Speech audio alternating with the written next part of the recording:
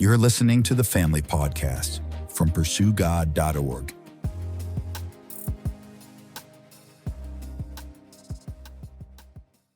Well, couples, I'm excited to be starting up the Family Podcast again.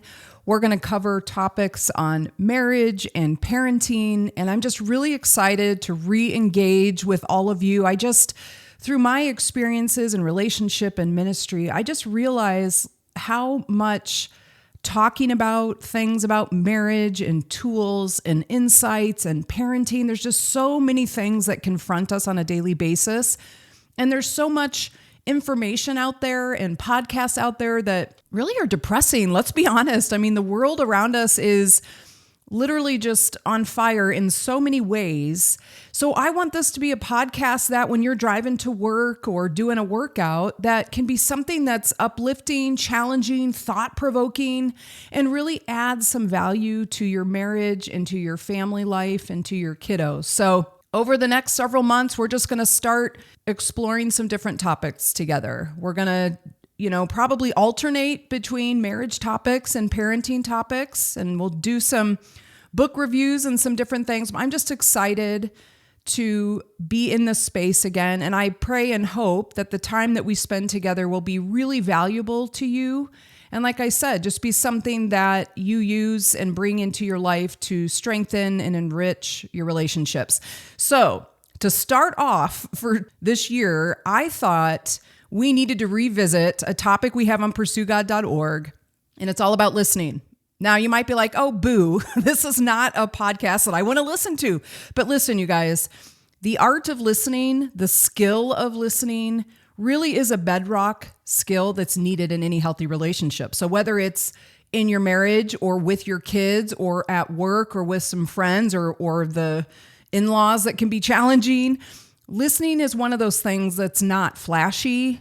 It's not really as fun to talk about because it requires us to slow down and to be open to the fact that other people have perspectives around us, and we don't always want to hear that. And so that's why listening can be a really hard thing. But if we don't have relationships where we listen to each other, then we don't have much of a relationship, right? And we're going to revisit and come at the end to what the Bible has to say about listening. And listen, God has some things to say about it and also calls his people to listen to him because it's for our best and it's for our good.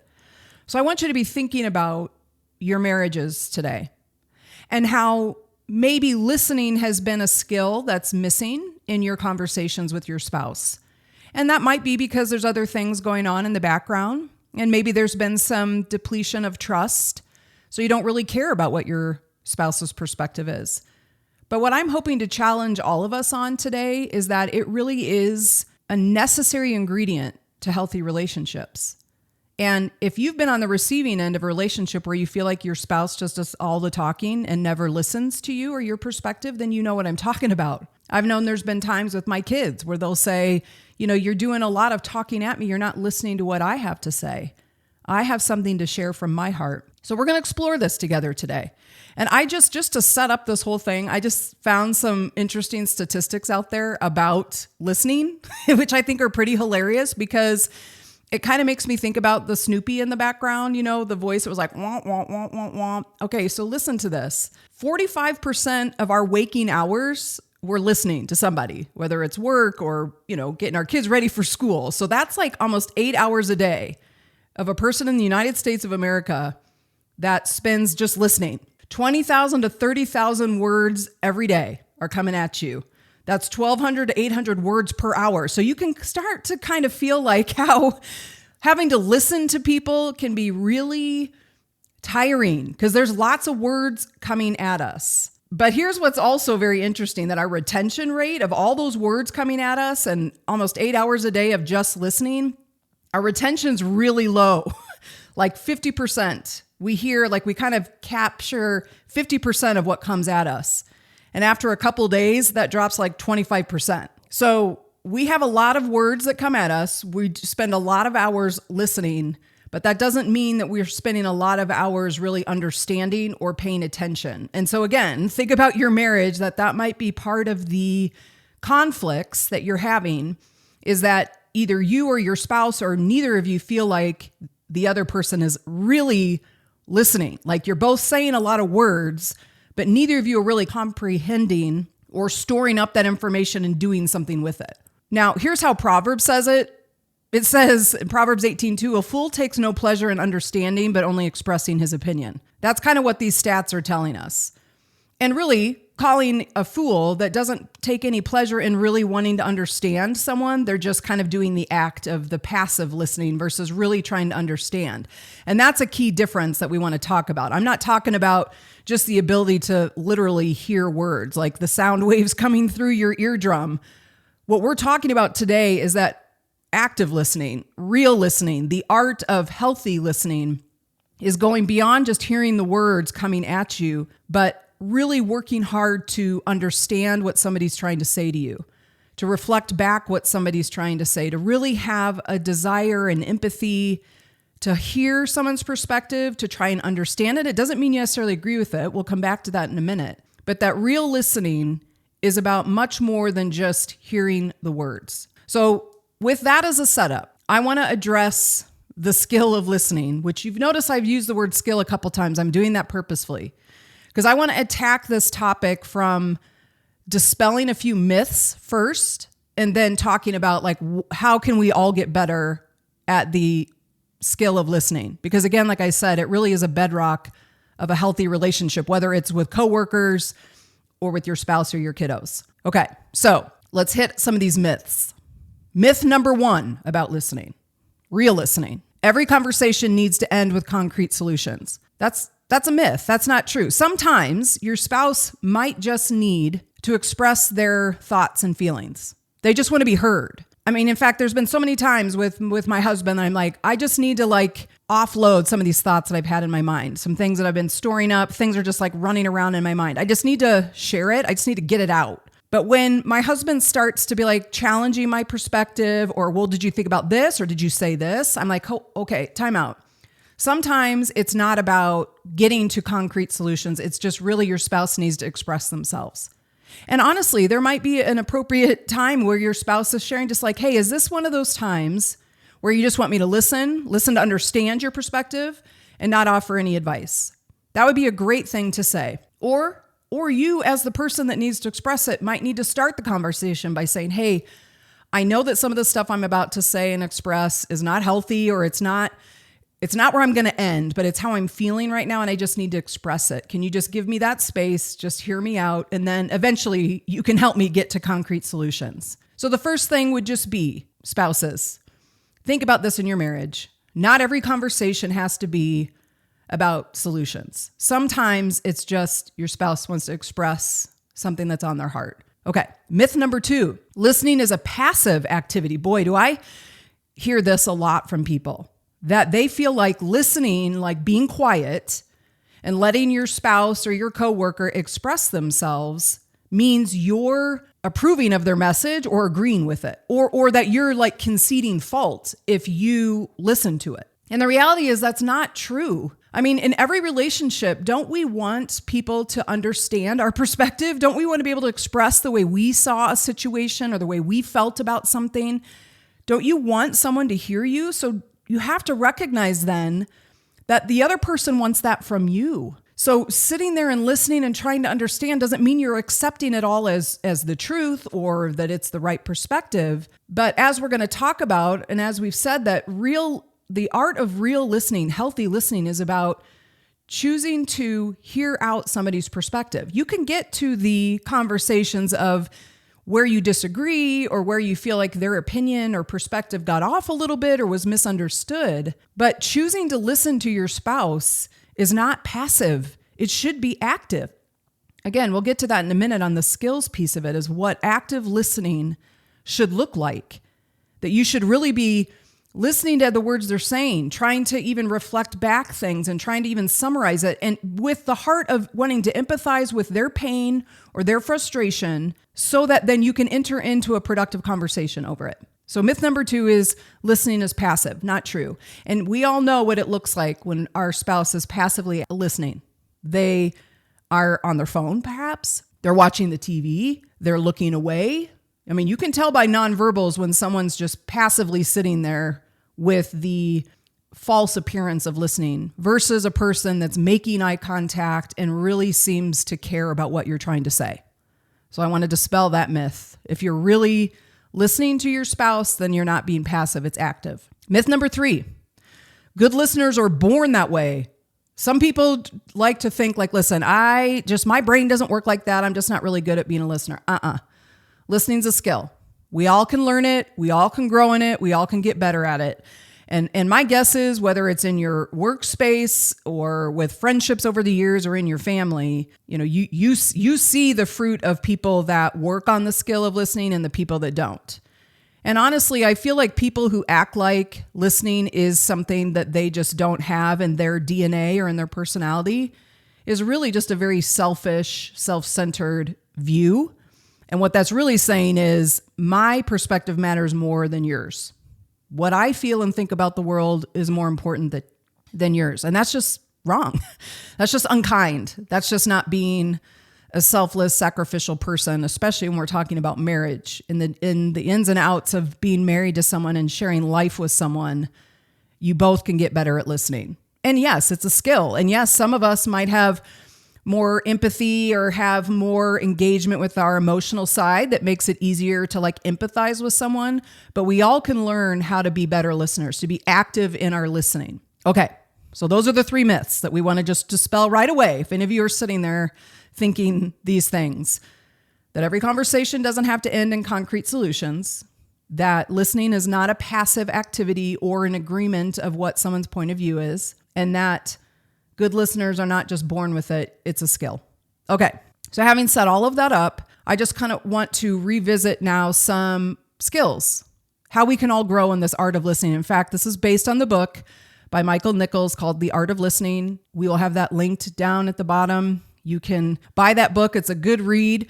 I'm just going to give some highlights of some of the things that he talks about, because how he defines listening, real listening, is about actively validating and appreciating your partner's feelings and perspectives.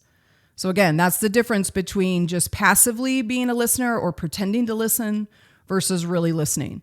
That it's really about validating and appreciating. Now, validating doesn't mean that you agree. Again, it doesn't mean that you agree wholeheartedly with everything they're saying and that there aren't times that you need to challenge something your spouse says. That's not what Nichols is talking about here. But if you love someone, then you want to at least validate their feeling of feeling hurt, and that you want to learn what is it that my spouse is upset about, offended by, crushed by, understand it. Then you can start the conversation of unpacking it more. And there might be some ways of challenging that, but you can't have a trusting relationship. You're not going to get to a productive conversation if your spouse feels like you're not listening, that you just kind of formulate your own conclusions, or you just just don't even respect their thoughts and feelings. That's not a good way to start a conversation. Okay. So the first thing he says is the best skill is to listen to understand. So we've already kind of hit on this a little bit, but if you want to learn the skill of good active listening, it starts with the decision to be fully present. So think about this in your marriage. There might be times your spouse starts a conversation in the middle of the grocery store, or you're in the car going to someone's house, so you don't have time to finish the conversation. Some of this is choosing the right time when you need to have a real serious conversation. So that might be appropriate to say, there's been times where for my husband and myself to be you know what, we need to have this conversation, but we don't have time to have the full conversation right now. We don't want to be rushed. So let's schedule a time to come back to this. But you want to be fully present when the conversation happens. And what that means is you put your phone down, the TV is off, whether you're in your bedroom or you're taking a walk, and you give full attention to your spouse.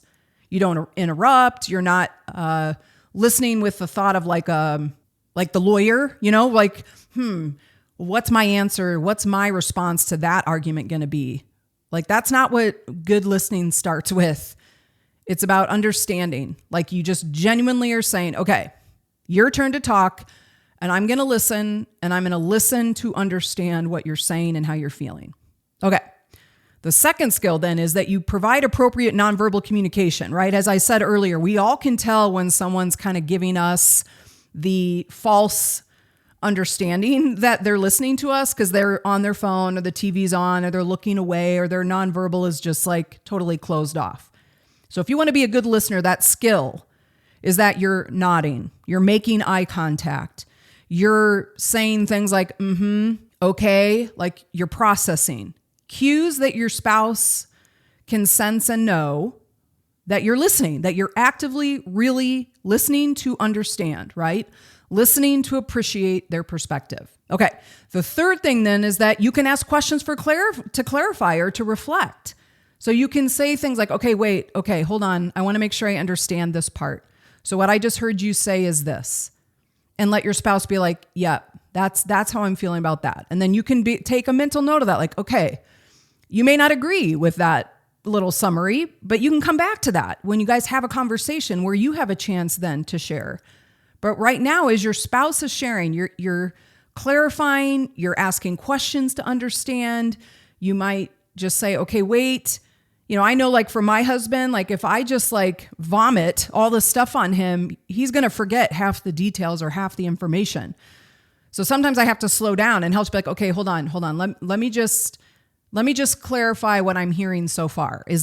Am I tracking with what you're saying? Those are all great phrases that help me in this case to feel like he's really listening to me. He's really trying to understand what I'm trying to say.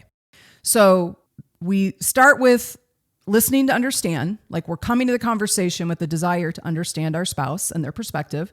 We're using nonverbal communication like head nodding, eye contact, cues that show that we're tracking. We're in the conversation, we're active, and we're listening. We're asking questions, we're clarifying anything that we get confused by.